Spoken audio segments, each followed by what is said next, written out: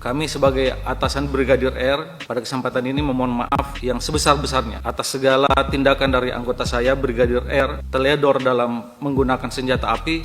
Sepenuhnya saya siap bertanggung jawab, saya siap dievaluasi. Kapolrestabes minta maaf akui anggotanya teledor tembak siswa SMK di Semarang, siap tanggung jawab.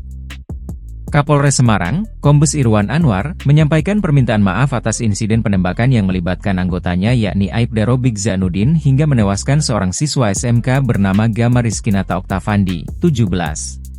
Pernyataan ini disampaikan dalam rapat kerja bersama Komisi 3 DPR RI di Jakarta, Selasa, 3 Desember 2024. Kami mengucapkan belasungkawa yang mendalam atas berpulangnya Ananda G akibat tindakan yang tidak profesional dari anggota kami, ujar Irwan. Ia juga meminta maaf kepada masyarakat khususnya warga Semarang dan keluarga korban. Sebagai atasan Brigadir R, saya memohon maaf sebesar-besarnya kepada seluruh masyarakat, khususnya keluarga besar almarhum, tambahnya. Sebelumnya, Wakapolda Jawa Tengah, Brigjen Agus Suryonugroho menyatakan bahwa Aibda Robik pelaku penembakan masih berstatus sebagai terperiksa. Status tersangka belum disematkan karena bukti penembakan Aibda Robik dianggap belum mencukupi.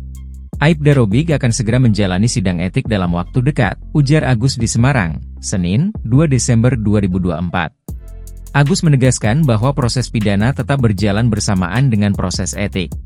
Ia berjanji penanganan kasus ini dilakukan secara transparan dan tidak akan ada upaya menutup-nutupi. Penyidikan kasus ini diawasi langsung oleh Komnas HAM, Kompolnas, hingga Mabes Polri. Jika bukti mencukupi Aibda Robik dapat ditetapkan sebagai tersangka, jelasnya.